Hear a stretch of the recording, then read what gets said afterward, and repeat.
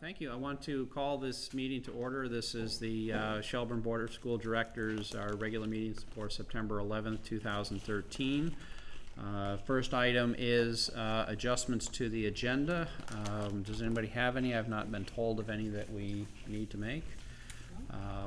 Second item, 3.0, is audience and communication, and other than those people out there in TV land, we do not have any audience tonight. So we can move quickly into 4.0 presentations, and that is current enrollment and staffing. So Alan, take it away. Yep, so I rolled that in the principal's report in terms of it's on the top and the back side of them. Yep. Which I don't know if anyone needs a copy, but if you do, I've got. Of the principal's report? Yeah, that's just where staffing is, kind of my first update of staffing, and the alpha and the omega of this is staffing updates. Okay. So have a copy of that online. Yep, you can. Yep. So just talking. Do you want to sign on to get onto the network? No, it's just not. Yeah. Go ahead, I'm sorry. Yep, so we've just completed our well, I shouldn't say, we have one open position remaining. We just hired our latest open position was our drug and alcohol, our SAP counselor with CY. Just had a woman commit to that position yesterday. And that leaves us, the only remaining open position is the new position we talked about, the homeschool coordinator. Yeah. Kind of growing out of our EYP, and we're going to leave that open until we get our SAP in place, prioritized, because she's also applied for that position, but we didn't want to blend them. Okay. So we'll continue with that. Great hires of staff, really pleased with them. You know, like I'd say anything else, I guess, but but it's a big group, as you can see. But we have everything ranging from some real experience, probably most experienced Jen Lawson, rather than Thompson that I put there. It is Jen Lawson, our new Winton social studies teacher, down to some younger folks with less experience throughout the elementary school, but they're all teamed with some very experience and add some real good energy to us. And then down at the bottom, we got our new part two staff. And that program up and running well. We have 72 kids as of yesterday, which means we've already accomplished our goal there, which was why Live Wires had capped it at 50. There was a waiting list, and so just by opening the doors, we added 22 kids, and it's functioning well, and nothing but positive feedback from parents. So that's off to a good start. So that'd be my staffing, unless you have questions about anybody specific. Who's this Alice Brown? Yeah. You know, we found this community member who we think could do a job, maybe be connected with the school as our mentoring coordinator. We're excited. I know it's a high-risk venture to bring Alice on board, but we'll see. Is Trish Kennedy, is that Sean Kennedy's mom? The first grader? Is not. It's not, it's a different Kennedy. Yeah. Okay. Yeah, I don't think, let's see, the only staff that we hired, actually, I take that back. I could stand corrected, because one of our two intensive needs paras does have, and it probably is Tricia rather than Laurel. Okay. So. Where did John Straza come from? Where had he been? Camel's Hump, he'd been a special educator there for roughly 7 years, I believe. Okay. Yep. Is this his first This is his first job? First administrative role. Okay. Had his administrative ticket for a couple years and definitely served as right-hand man to folks over there, but was not an official title. Yep. And doing a great job for us. Right. Yep. Yeah, I've heard good things so far. So. Good. Elaine had spoken highly of him. Yeah. So. Okay. Anything else on staffing? Not unless you have questions. Okay. Anybody? So enrollment. So flip to the back. It's what we kind of predicted. We're pretty flat. We're actually 766 as of today. Okay. We added one more 8th grader, a young lady, fresh over from Bosnia. So no real bubbles that surprised us, just we're sitting at the upper limits, as you can see, kind of the class sizes to monitor. Our 6th grade is right at 26 per class that we predicted. I've not gotten negative feedback about it. Fortunately, it's a great group of young people, and that's actually the feedback I've had is, based on some of the personalities there, it's a very manageable group. Well, you know, it's interesting to look at the numbers from May 2013 to September 2013, as you go from first to second, second to third, and you know, some of the jumps and some of the declines. Right. Kathy had pointed out to me earlier, you know, third into fourth dropped 10 kids. Yep. But you know, seventh into eighth picked up 5. Fortunately, fourth into fifth, you know, was you know, not a big deal. Yeah, you can do a whole study trying to predict it. Yeah. You know, Right. run the statistics on where it's Yeah, going to happen. We could have been in trouble there. One thing I just noticed down at the bottom, though, I wonder if those numbers may have been reversed, because, you know, before the 766 today, net we were down 8. And, you know, it looks like we graduated 85 last year. We brought interestingly, we brought in 85 kindergartners this year. And so it says, you know, transferred out was 45, transferred Right. in 53. I think that number may have been. That could have reversed. been, yep, could well have been reversed on my fault. Yeah, Yep. so the In terms of- interesting, you know, again, the interesting thing, and you know, you look historically, you know, right now we've got 85 kindergartners, and you know, typically we pick up a fairly significant number going Seems into, like about going into 10%. first grade. Yep. And it actually looks smaller this year. It went from 71 in May to 75 in, you know, for the start of this year, so we only picked up 4.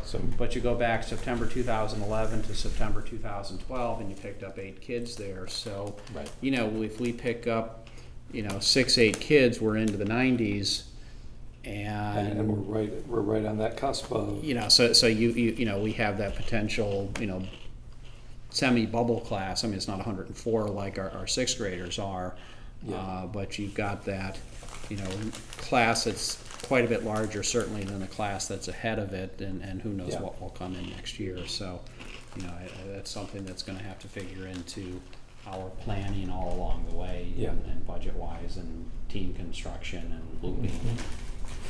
all of yeah, it. well, we're quickly going to be looking at that, exactly, that question of, do we think the K class is going to be that big again? You know, so are we going to be keeping 5 teachers there? And as that moves into first grade, do we need 5 teachers in the first grade? That's going to be one of our fundamental staffing questions at budget time. Yep. Yep. Good luck. Thank you. I'll look into that crystal ball as best I can, so. So if you don't have Okay. questions, that can wrap up staffing and enrollment. Okay. Well, that can take us right into the principal's reports, so, Yeah. Alan, if you want to. Yeah, and I won't read it all to you, but hit some highlights. I think there's 2 on the front page that we're in the midst of. One, you may or may not be aware that we had special recognition from the Agency of Education because our overall school NECAP scores were 18% above the state average. I think that's terrific. It's a fantastic affirmation of what we're doing. The fascinating thing is that letter arrived exactly the same day and time that our notice that we didn't meet AYP and would once again be under corrective action. So both envelopes in the same hand from the agency. So a hug and a kick all in the same day. It's nice. Was that a significant increase over the prior year? No, that's actually where we've been. It's just a recognition that the state has decided Oh. they want to be doing. So, and the only other CSSU school was Charlotte that achieved that level. Then a little bit, you know, not necessarily a follow-up to our Green Ribbon Award last year, but a little bit kind of in that same trend is Efficiency Vermont has been put together a program where you can achieve what is a commercial building rating and Energy Star rating for your building. And they surveyed all the schools in Vermont. About 10 of us have achieved that level. So out of every school in Vermont, 10 are getting this recognition, and we're one of them, which is just great credit to Dave Kelly and his work. Just some overall summer school, a couple new summer schools we had. This Camp Invention, I think, was a great success. Devin Morrill did that. Really, it's kind of a commercial venture. It's a package deal. They bring it in. We had 42 students for a week of hands-on science, and it was for K through 5th graders. And nothing but positive feedback. We got a lot of folks asking, are we going to do it again? And I think we're actually going to roll it into our after-school program here in a little while, because they have an after-school component of it. Shader Croft, another great success in terms of the data and the feedback we're getting. We had 12 students that came through it, and that was 5 weeks. It's intensive. It's kind of the model we want to be doing, where we got a 3-to-1 ratio of instructors to these students, and that's the one that's our incredible bargain. We get the entire package for $300 per student. And the growth that we're seeing in their ability to write, their ability to read is phenomenal, because they're spending 6 hours a day focusing on it for 5 weeks. How do you keep them in their chairs? We don't. You get them out of their chairs. So it's in the morning they're doing kind of the didactic instruction, the reading instruction, but in the afternoon they're doing these trips that they've designed. They're going off and visiting Champlain to learn about graphic design, and then they come back and read and write about it more. So you kind of give them the experience, and then they have the literary experience around it. So you just kind of keep them engaged that way. Yeah. Then we just had a real good start to the school year. We've got a couple of in-service programs I highlighted, and then I thought you would be interested. Really the last page and a half I sent a note out to teachers and just said, do you have any highlights from your summer professional development that you want to share? And seeing just what kind of investments we're making in teachers over the summer, which some great work that they're out there doing. So let's take a look at that. And I don't know if you have questions on any of it. Happy to answer them. Thanks for coming to our curriculum nights. A few of them coming up there. That'll do it. Any questions or? Okay. CSSU debrief. Kathy, you want to give that? You were there. Actually, I think Bob, who's on our phone here, Bob listened in, and Tim, I know you were there for part of it. We had a good common topic, hearing about kind of negotiations 101 that Cindy Kinnaman-Warren took us through, and I think that was very informative. And as everybody knows, the negotiations are starting up soon, and usually deserve a fair amount of our attention over the course of what hopefully will be maybe 6 to 8 months. Sometimes they've gone on longer than that, but hopefully they'll. And other than that, a lot of the items we are on our agenda here tonight, including approving a board work plan and that sort of thing. One thing that we did spend a little bit of time talking about that is going to consume a lot of bandwidth this year, and that's this calendar 2.0. I'm not sure that in the past 7.5 years that I've been on the board that I've ever been asked a question at curriculum night, but I was on Monday, and they were all about calendar 2.0. So there is a public forum that hopefully everybody can make. There's one at CVU on October 10th that I believe is at 6:30. That's a Thursday. There are 3 or 4 others that are either in Chittenden County. There's one up in St. Albans, and I don't have all the dates on those, but it is something that I think that we should try to attend, and that we want to have a better understanding of.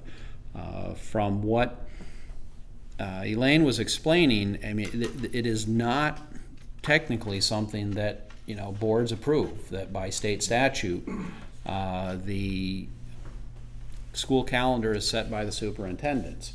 Now, obviously, the superintendents are hired by the boards, and if they go off and do something that their boards don't support, they might be looking for a new job.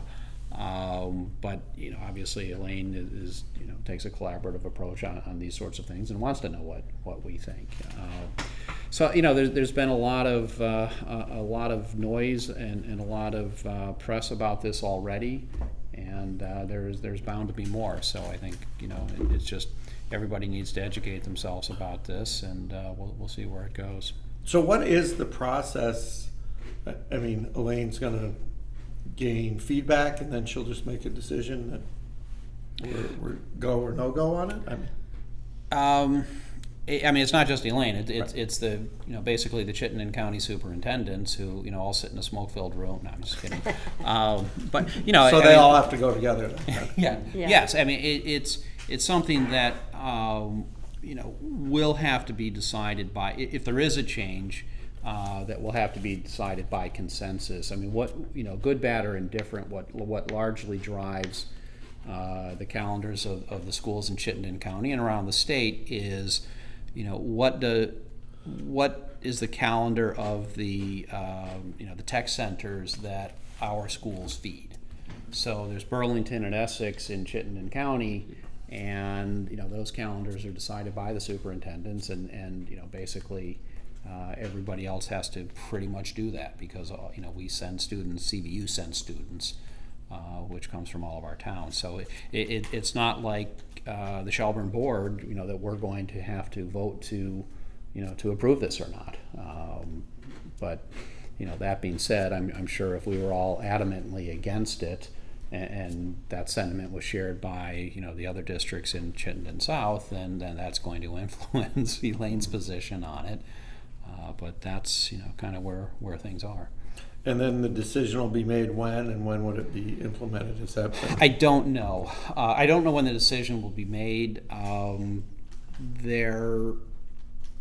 have seen, and whether this was accurate or not, but I've seen things that say it could be implemented as soon as the 2014-2015 school year.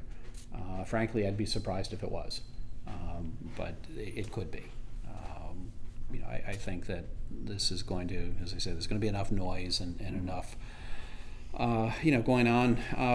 That being said, I personally have not formed my opinion if I had to vote on it. I don't know how I would vote today, but my experience has been that a lot of times when change is talked about, people tend to get very involved and form strong opinions about it, and after that change actually happens, full day kindergarten comes to mind.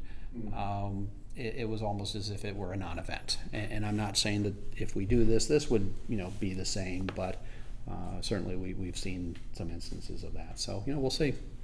If I can add, Elaine did mention, and this was news to me, that there are variables within that calendar that could change, such as it may be implemented in 2020 instead of 2015, or the period that times for vacations could change, or beginning day and end day could change. There's all sorts of things that could be different with any final calendar that could be implemented. So, And really, the end game is more instructional time. Is that the? I think the overriding goal is to provide a better education for our students, and I think that the biggest, maybe two things they're trying to address. One is what research demonstrates is a loss of kids just forget stuff over the summer, and if there's less time that they're out of school, then perhaps less time will have to be spent at the beginning of the school year catching up or reviewing things from the prior year. The other piece of it is that these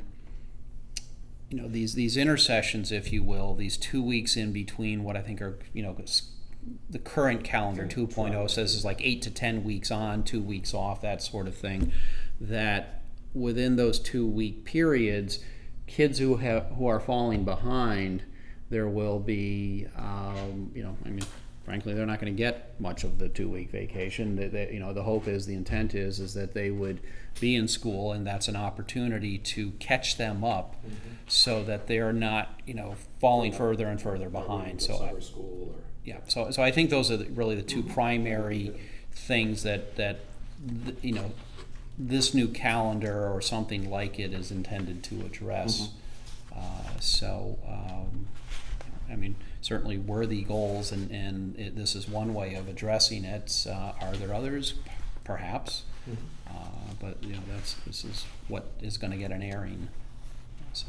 Has anyone brought up where those extra 3 weeks of instruction are going to come from? Obviously, there's. You mean budget-wise? Yeah, budget-wise, there's going to be, an 8 to 10% hit, but then also I mean- how do you figure there's an 8 to 10% hit? I mean, if you're just adding 3 extra weeks to something that's. But 30 to 35.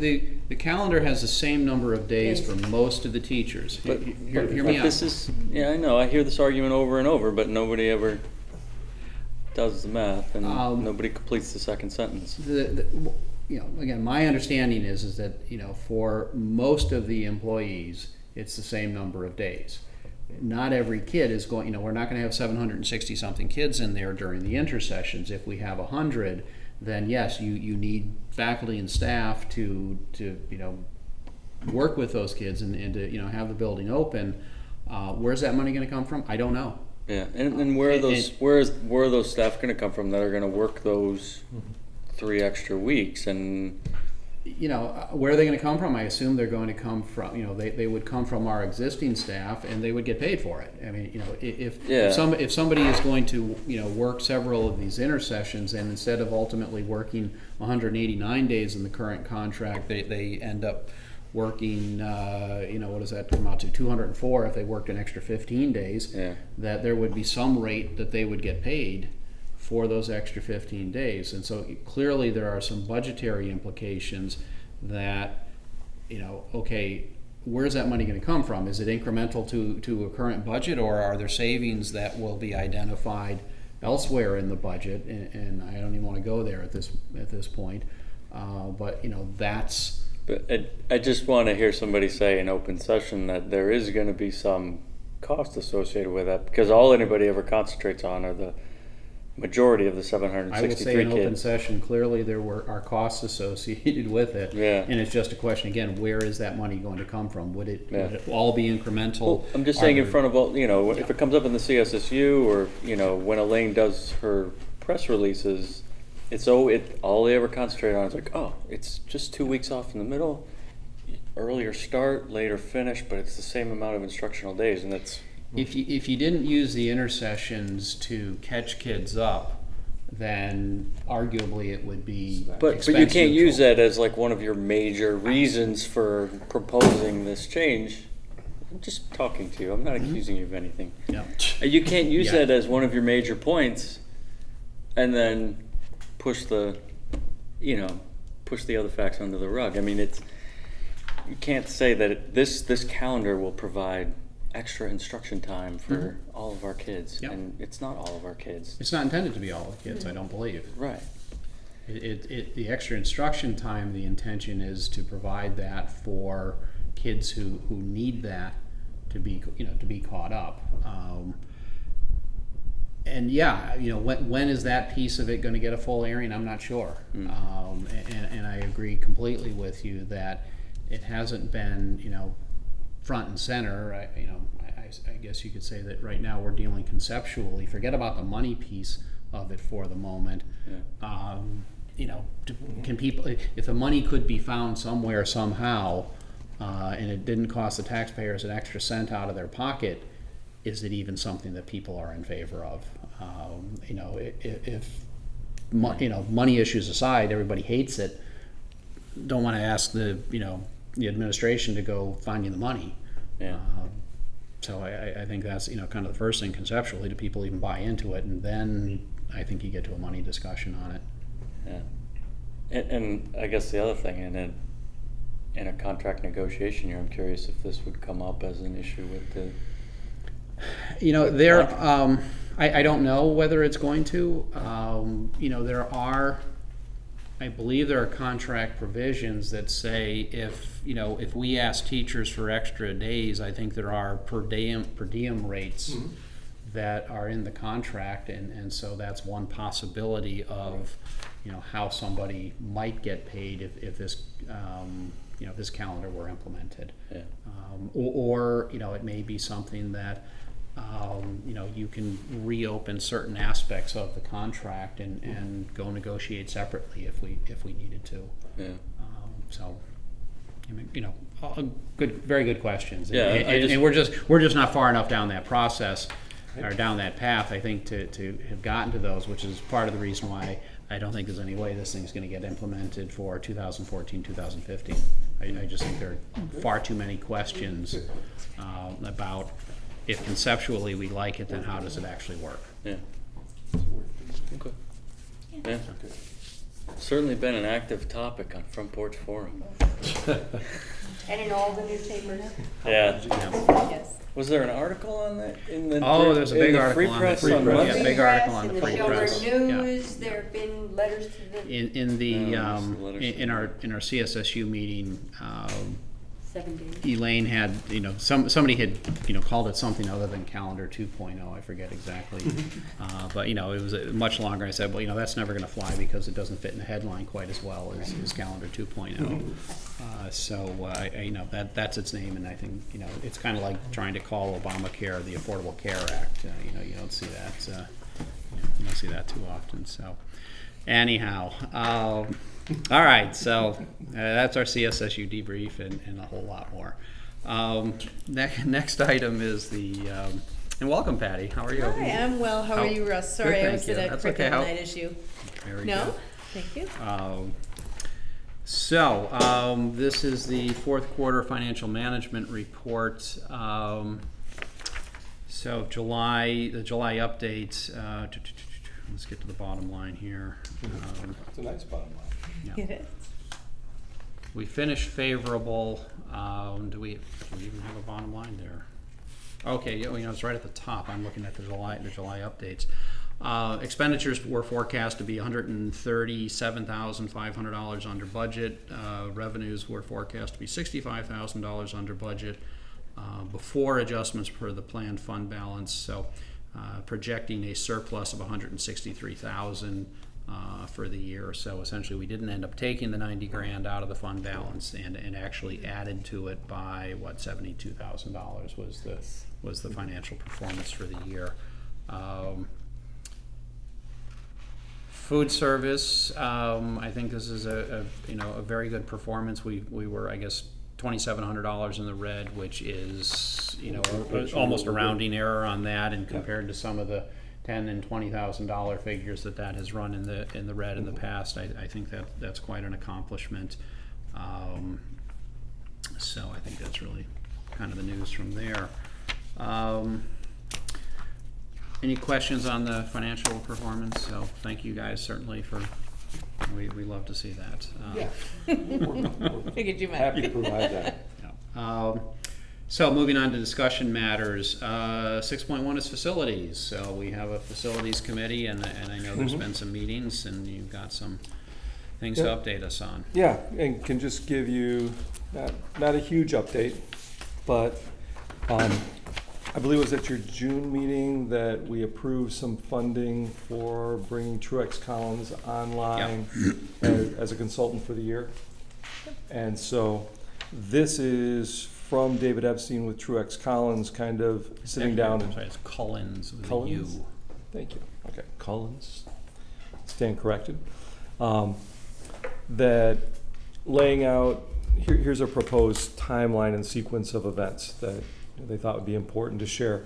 The thinking that in order to time it so that any work would coincide with the current bond payments coming off the budget would mean a bond vote in November of 2014, and we just kind of work backward from there in terms of the work that needs to be done.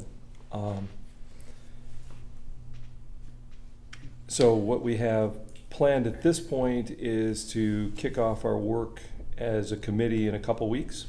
Have a meeting set literally, I think, 2 weeks from tomorrow. In the meantime, Patty and I and David and Bob Mason will be working through the ed specs, which is kind of an analysis of the educational needs and how they relate to our building as it currently exists, matching that with some facilities work that David is doing, which looks at, okay, this is the maintenance work that we know we're going to have to do. Getting some dollar numbers around that, and fully expect that at our October meeting we can come forward in our report there and kind of share out that vision, and more specifically what the process will be in terms of teacher involvement, public involvement as we move towards having a concept. Probably in terms of those ideas would be it's almost going to need to be by spring, because summer's a wash, and you're going to have some designs and things to get anything on a bond vote by November. excuse me, don't we vote in March on bond issues? Historically, yes, and so, you know, I can talk to that. I can say what has driven our timing on it, and which you know I haven't retained over the summer. It's been too long. Is the existing debt service that is in our budget? When does that fall off, so that this, if it's successful, goes on without there being this, you know, gap of a year where our budget, you know, that debt service goes down, and then we're asking it to come back up, and it's got some ugly implications as far as a percentage increase. If what we're saying is that happens at the end of That happens in the 15-16 budget, which would What be happens, it approved. falls off? It falls ends. off. Okay. at the So end. you'd want to have the new cost coming on with the 15-16 budget, which is the budget that you vote on in March of 15. Right.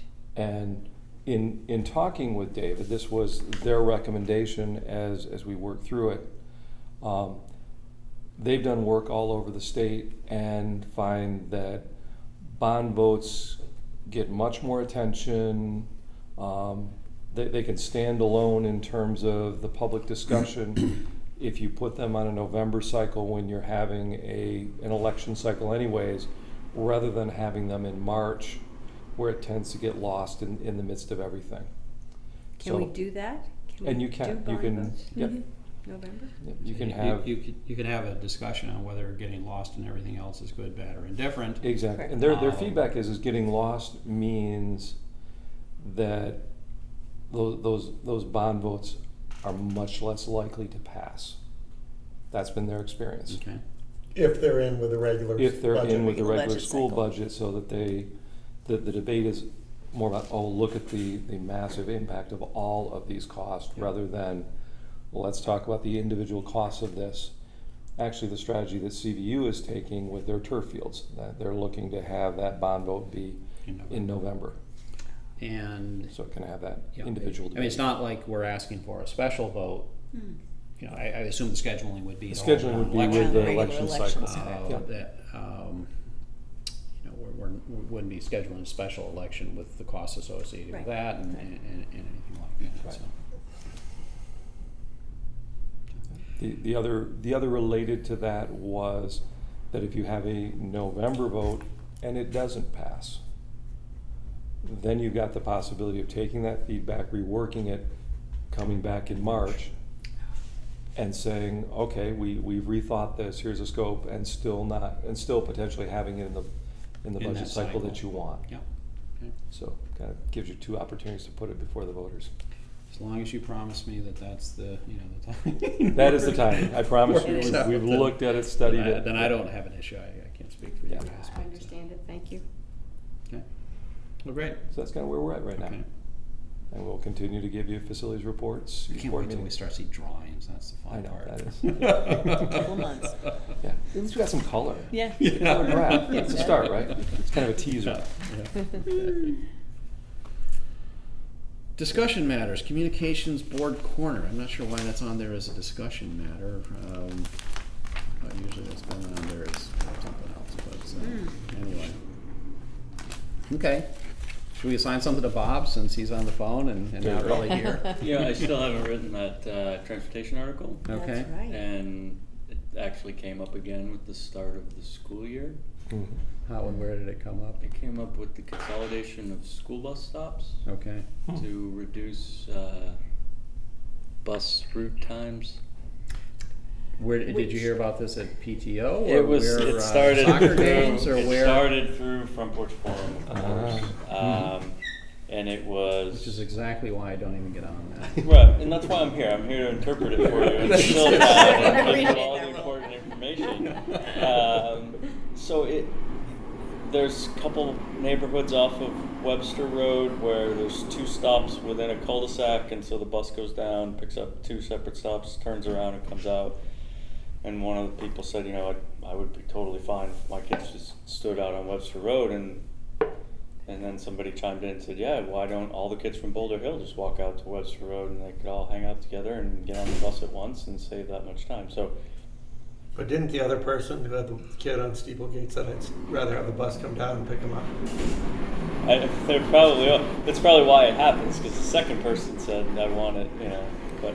I think, it's one of the challenges with running a bus that is K to 8 is, what's reasonable to What's appropriate expect for K and the what's appropriate 6th for through 8th. 8th graders to do Exactly. is not reasonable to expect the kindergarten students to do, and so I think that's one of the challenges that Yeah. we have. And I wasn't necessarily going to address that particular issue, but that was the issue that came up, and I was just going to bullet out all the things that Bob came up with when we talked in April. Maybe get a new census. The census that he gave me on that day when I asked it was pretty good. I mean, there was... Census meaning ridership. Yeah, numbers. ridership, yeah. Yep. So, it was sparked with, we had the conversation at PTO last spring about changing traffic flow and Right. moving buses from one side of the building to the other, and that was a big conversation. Mhm. Which has been great, by the way. People have been really thoughtful about that, so So it's they're, continued the this front year. circle And has the been front good. circle has been wonderful. oh, good. Good news too, Russ, I was coming up 89 today from New Hampshire, and it looked like a brand new bus was on its way being delivered to us. With Shelburne Community School on the side. Like it was on its way, so. Well, I'm glad, because I thought that they were all saying CSSU on the sides of the new ones. No, a but- lot of them say Shelburne, but you do get some I didn't know say- if all the newer ones. There's that they something were for the citing. investment there. We'll get our name. As long as it's on your. Darn it, the bond's gonna be on our budget, even though it's ultimately shared throughout the supervisory your name unit, on it. at least, a little bit of advertising around the Yeah. community, so. So are we doing transportation for the board's corner coming up? I think it can be, should be one, and we've said that we're Yeah. going to, and I'll it- write and something it- up it's and- it's That'd be topical. great. My copious spare time. There you go. But At some Yeah. point, and maybe, I don't know, tell me if you think it's too early, addressing the facilities committee and what that work is gonna look like and what that schedule Right. is Agree. going to look like. Good Maybe we follow- can good wait until follow on after- the curriculum nights, because it's kind of been Yep. Yeah. introduced Talked at about it, curriculum curriculum nights. Yeah. So that's creating some conversation, I know. Okay. We have our I would first think you'd meeting want to coming up get the down end the of road a little more before you. third week of Before- September. Right, we don't have a whole for lot this- of meat to Right. put out Right. there, but. So you're saying the third week in September after that, do you feel there will be enough that, somebody could write something that would at least introduce it and say we have a timeline and these, I assume at this meeting you'll And the be discussing the process and the scope of the timelines. work, Mhm. or the items that we'll be considering. Right. I think we could at least go to the items that we'll be considering. I'm not sure Mhm. timeline yet, but. You also have, I believe it's on the calendar already, the budget forum, the first community budget forum. October 15th, has that been settled? So I got approached We by do the that. PTO about that, and that usually it's at 7 o'clock after a After PTO a meeting. PTO, I Yeah. noticed Yeah. that there was a difference. And Yeah. there's the PTO is the week before. Is that on the 8th? Yeah. 7? Are you on Tuesdays with PTO or Yeah, Mondays? So that's the Tuesdays. 8th. Okay. With the board So I meeting mean, next if it night. is what it is, it's fine. But Mhm. Randy just asked if I could bring that up just to remind folks if it Mhm. I don't know. I thought it was tentative, the It is schedule. tentative, and it was something that came out from Elaine's office Yeah. as a proposal. We certainly can, All right, so. we haven't published it anywhere yet. But if we want some input, and I'll follow up with Elaine on the date, on whether it can be done on and with you guys, and whether it can be done on the 8th or not, because yes, I mean, that has been that has been. our past practice, and, certainly helps with attendance, Right. if there are interested parties that are already in the building and just need to come to that meeting. Can I throw another question out? Sure, It's a yeah. little- Just related to that is a question I wanted to throw out to the facilities committee, but time might be short for it, is at some point, we're gonna want just some broad-based community input into that facilities. Would we consider blending that with a budget conversation, or is that too much at a single public gathering? Well, certainly we're going to have more than one budget forum, and the question that I would have is, will the committee have gone far enough that you want Right. input, Mhm. that you know, that's good timing for input, as opposed to, you know, we'll have a budget forum, you know, historically in January, we have Right. one, and so would that be a better time, Mhm. given this process, and so, you know, I think that's something that the committee Okay. should Yeah. decide, Give and us if some it ends thought. up being a separate one too, I mean, that's, you know, That is what it is. that could be fine. I Mhm. think that you need to do it when it's gonna When be it's the most appropriate to the valuable, timeline. and when you got enough, you know, to actually have one and to have a discussion. Mhm. So back to, you know, the board's corner, Dave, when do you think you could do that? I could get it to you guys by the end of next week. You So guys you're could talking review- the 20th or so, and it would be submitted on the 23rd and go on the paper on the 26th? Sounds right, if you guys Okay. are okay with it. I'm gonna circulate it to you other Yep. folks before. So that would be the target date, and so then you Yep. have a facilities committee meeting, Somewhere it was, what, the 24th and 26th, Alan, of September you proposed? We were I confirmed, Mhm. you said the 26th, right? Thursday, the 26th. Monday or Thursday. It Thursday? was Monday or Thursday, and then Tim got back, you could do others, so I pushed out and said, can we do it Thursday? Oh, okay, I didn't get that. 7:30, right? Yep, 7:30. 7:30 a.m., so okay, so Monday's off. so maybe we're looking at a board corner that would go in on October 10th on that, which On actually is the- the day after our next meeting, but that's fine. Uh-huh. You know, because expecting to turn it around, or whoever's gonna do it, which I think would be Kathy or Tim, Right, turning it around in a couple of days might be a little challenging, but could certainly have it submitted by the 7th and in the paper on the 10th. let's shoot for that, and if we don't have enough to put in it by Okay. that time, we can Okay. maybe wait another couple of weeks for it or whatever, so, October 10, you're thinking, is that right? Yeah.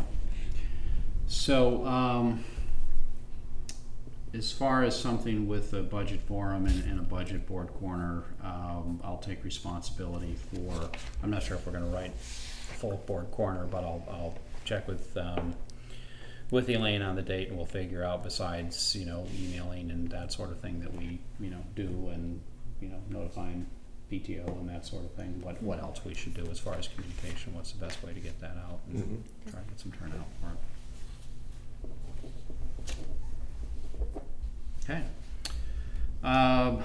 So that takes us to 7.0 action matters. First is to approve the work plan. Let's see if I can find that in here. That is the page that looks like this.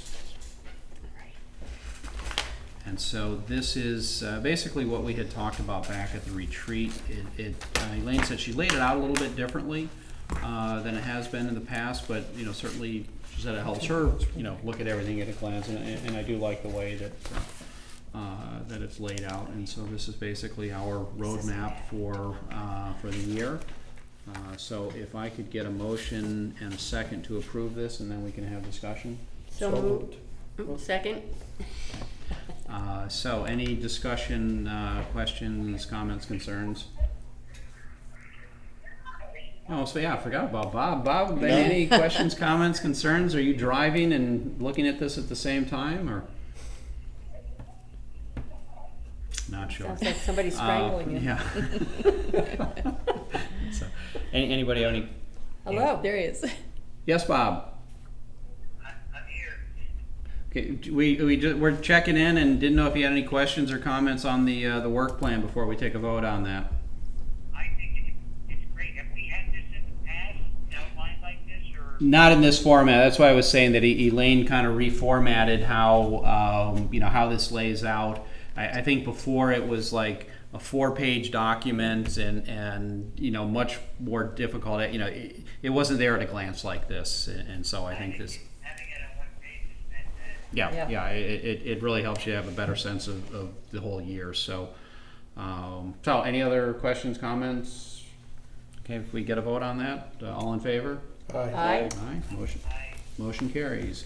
Next is 7.2, and that is to approve the budget assumptions and the budget calendar. And so for those of us who were in the CSSU meeting, it's basically the same information. And the one thing that we will discuss in executive session at the end of this meeting is a budget assumption for, essentially, salaries and whatnot. So any questions? Actually, so if I can get a motion to approve the budget assumptions and budget calendar? So moved. Do we have a second? Second? So questions, discussions, anything that you want to talk about there? Russ, was there something in the CSSU, about, it sounded like there was some kind of a $20,000, thing that impacted? Well, what we were talking about, and if it's the same 20,000 that I'm thinking of, there was a request by Cindy to approve the daily rate that we pay substitute teachers. And what we were asking was, okay, so what's the impact of that if we approve it? And so the number that she threw out for Shelburne is that they would project that out to be roughly $20,000 a year for the balance of this year and for what it would mean for next year. And so our challenge to them, Alan and Patty, one of the challenges was, okay, we're not even through the first quarter of this year. If this is approved, what's the impact? Where's the money going to come from? Yep. It's $20,000 that we didn't budget this year. That's got to come from somewhere. Yeah. And because they were actually taking it up incrementally, $5 a day this year, $5 a day next year. So that would actually add another $20,000 onto next year's if this were approved. Mm-hmm. And apparently, Shelburne really isn't having any difficulty getting subs. Some of the other districts are having more difficulty getting subs because of competitive, I can get $5 more a day by driving up the road. Right. Which to me, if you got to drive farther and that's a gallon of gas, you haven't really gained anything. Yeah. But certainly from an administration and an HR standpoint, it's a heck of a lot easier for them if it's all the same. Mm-hmm. If we're not paying $5 less, and somebody asked a question, well, maybe we can, only offer it if we need to. Well, I'll give you another $5 if if you can't come. Call you the second time. Right. Or how Multiple about offers. $10 Yeah. if $5. So that's kind of where that piece of that's where that 20-odd grand Yep. conversation came from in that discussion. But somebody else asked, it seemed like 5% was sort of the magic number on the assumptions that most things were 5% or some increment of 5%. They got to pick a number, and so to call one of them 4 and one of them 6. Sort of what's the point? Right. Interestingly, in utilities and fuel, natural gas is not on there, which is our primary source of fuel now. Which my understanding is that I think the PSB just approved a 6% decrease in that cost. Oh, really? Yeah. So that is excuse me. One thing that I want to understand from Bob. Where does that fit into that? Because again, that is our major source. I know we use heating oil as backup, but would you use a couple of gallons last year? Probably not much. Right. So that's something that we want to understand, and because we don't use wood chips, and then obviously that's not factored into our budget. Right. So CVU is the only one that does. So any other questions, comments, concerns on the budget assumptions? Okay, so all in favor of approving the budget assumptions and the budget calendar? Aye. Aye. Aye. So that motion carries. The next is 7.3 is to approve entering into VHI member participation agreement and power of attorney. And this was also something that was voted on and approved at the CSSU meeting. to do it for the supervisory union. Apparently if we don't approve this tonight, it can be done as late as like, I don't know, June of next year. But then we don't get to vote or be represented on this at next week's VSBA meeting, or not next week, next month. So, I don't. Well, so get a motion to approve this, So moved. and a second. Second. Any discussion, comments, questions? Okay, if no questions, then all in favor? Aye. Aye. Motion carries. Next item is our consent agenda. Is there anything, before we do that, I guess I should have done this as adjustments to the agenda, but anything in there that anybody wanted to pull out and have to discuss separately? Yeah, okay, so can we get a motion on the consent agenda? How's So that? moved. You have a second? Second. All in favor? Aye. Aye. Aye, motion carries. So the next is just to confirm our next meeting date. So we've got a board chair meeting on the 17th, policy committee meeting tentatively on the 26th. That was just canceled, Oh. so no policy meeting. So much for the policy committee. Yep. And then a CSSU board meeting on the 9th and our Shelburne meeting again on the 9th. So if I can get a motion to go into executive session for the purpose of discussing contract negotiations. So moved. And do we have a second? Second. Okay, so